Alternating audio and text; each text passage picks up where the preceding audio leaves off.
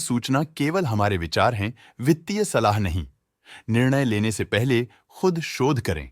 किसी भी लाभ या हानि के लिए हम उत्तरदायी नहीं हैं। आज हम देख रहे हैं वरांडा लर्निंग सॉल्यूशंस लिमिटेड के 2025-26 Q1 की standalone financial performance. Starting with the sales, पिछले क्वार्टर से सेल्स में 28% का इंक्रीज हुआ है, मगर कंपनी ने पिछले साल के मुकाबले 28.5% का सेल्स इंक्रीज रिपोर्ट किया। Expenses -70.5% quarter on quarter decrease हो गए हैं, जो साल भर के 63.5% के राइज के साथ अलाइन करता है। क्वार्टरली एक्सपेंसेस के कंपैरिजन में सेल्स इंक्रीज होना दिखाता है कंपनी ने अच्छा परफॉर्म किया। हालांकि सालाना कंपनी को चैलेंजेस का सामना किया। ऑपरेटिंग प्रॉफिट, जो पिछले साल के कंपैरिजन में -27% डाउन हुआ है, quarter on quarter around 112% increase हुआ है। Operating profit margin OPM annual basis पे -16.5% से डिक्रीज हुआ है और पिछले क्वार्टर के कंपैरिजन में लगभग 2.5 गुना से इंक्रीज हुआ है। एक्सेप्शनल आइटम्स को ऐड करके अदर इनकम पिछले क्वार्टर के कंपैरिजन में -79.5% गिर गई, बावजूद इसके ईयरली ग्रोथ 28.5% हुई है।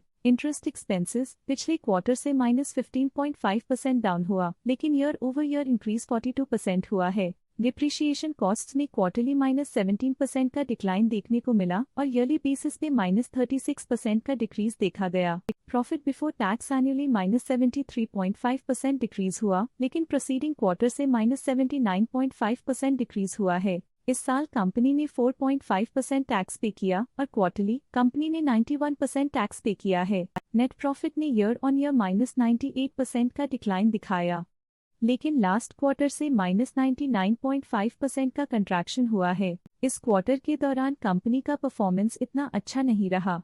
नेगेटिव नेट प्रॉफिट लॉसेस को इंडिकेट करता है। वहीं अगर एनुअल एनालिसिस की बात करें तो साल के दौरान कंपनी का परफॉर्मेंस अच्छा नहीं रहा। नेगेटिव नेट प्रॉफिट का मतलब है कि कंपनी प्रॉफिट के कंपैरिजन में नुकसान उठा रही है। अर्निंग्स पर शेयर EPS में ईयरली -96% का डिक्रीज देखा गया, लेकिन क्वार्टरली में 99% की गिरावट भी नजर आई। इस क्वार्टर में कंपनी का EPS इतना अच्छा नहीं रहा। नेगेटिव प्रॉफिट कमजोर एफिशिएंसी को दिखाता है। वरांडा लर्निंग सॉल्यूशंस लिमिटेड के फाइनेंशियल स्नैपशॉट को रिव्यू करते हुए कुछ मुख्य ट्रेंड्स सामने आए हैं जो कंपनी की परफॉर्मेंस पे रोशनी डालते हैं। जून 2023 से जून 2025 तक वरांडा लर्निंग सॉल्यूशंस लिमिटेड की फाइनेंशियल जर्नी में सबसे पहले बात करते हैं सेल्स की। इस साल -1% की कमी के बावजूद पिछले 3 सालों में सेल्स में 134% की वृद्धि हुई है। इस साल सेल्स में गिरावट आई है, लेकिन पिछले साल सेल्स में अच्छी ग्रोथ हुई थी, जो एक अस्थायी रुकावट को दर्शाता है। अब बात करते हैं एक्सपेंसेस की।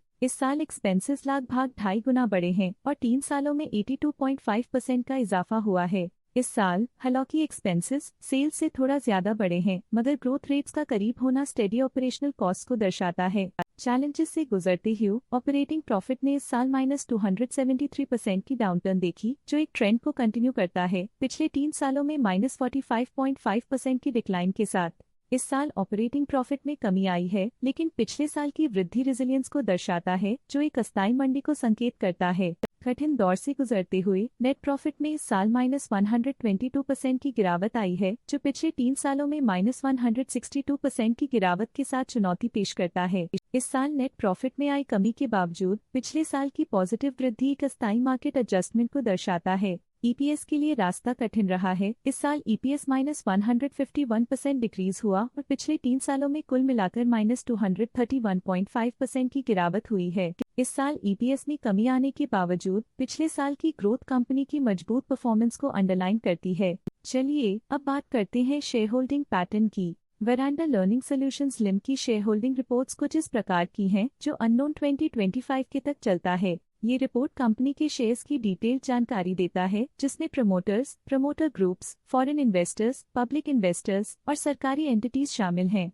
प्रमोटर्स शेयर होल्डिंग 2025 के में 53.43% से 2025 के में 52.57% तक डिक्रीज हो गया। ये डिक्रीज दिखाता है कि इस टाइम पीरियड में कंपनी पे प्रमोटर्स का कंट्रोल कमजोर हुआ है। पब्लिक द्वारा हेल्ड शेयर्स का परसेंटेज 45.57% से इंक्रीज होकर 2025 के में 45.94% तक का इंक्रीज से देखा गया। ये चेंजेस स्टेट है कि पब्लिक की इन्वेस्टमेंट कंपनी में क्वार्टर टू क्वार्टर इंक्रीज हुई है। जब कंपनी के शेयर्स का मैक्सिमम हिस्सा पब्लिक के पास होता है, तब ये माना जाता है कि कंपनी कमजोर हाथों में है। जो बाजार की अस्थिरता और स्पेक्युलेटिव ट्रेडिंग को इंडिकेट करता है। डोमेस्टिक इंस्टीट्यूशनल इन्वेस्टर के शेयर होल्डिंग में थोड़ा डिक्रीज आया 2025 के से 2025 के में, जो दिखाता है कि डोमेस्टिक इंस्टीट्यूशंस ने अपने स्टेक को -0.01 से डिक्रीज किया है। FII फॉरेन इंस्टीट्यूशनल इन्वेस्टर्स ने अपना शेयर होल्डिंग 2025 में 0.87% से 2025 में 1.36% तक इंक्रीज किया।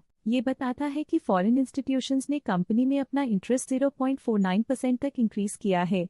दोनों 2025 के और 2025 के में गवर्नमेंट ओनरशिप में एक नोटेबल इंक्रीज देखा, 0.01% तक बढ़ गई, जो इंडिकेट करता है कि इस समय में गवर्नमेंट का पोजीशन कंपनी में मजबूत होता जा रहा है। ये था कंपनी का करंट शेयर होल्डिंग पैटर्न। चलिए देखते हैं कुछ इंटरेस्टिंग DII डील्स जो हाल ही में कंप्लीट हुई। 29 जुलाई 2025 को Parmar developers and properties private limited ने 5 लाख शेयर्स खरीद लिए 225.75 रुपीस पर यूनिट के हिसाब से, जिसका टोटल था 11.3 करोड़।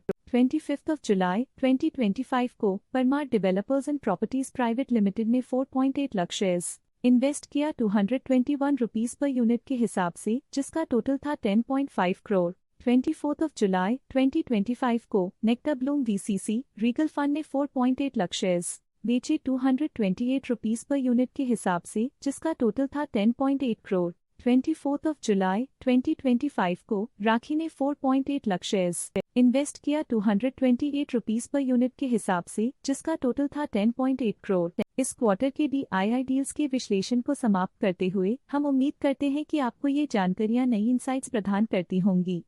आज के लिए फाइनेंशियल सेक्टर में इतना ही। देखने के लिए धन्यवाद। स्टॉक लेटेस्ट न्यूज अपडेट के लिए चैनल को सब्सक्राइब करें और वीडियो को लाइक एंड शेयर करें।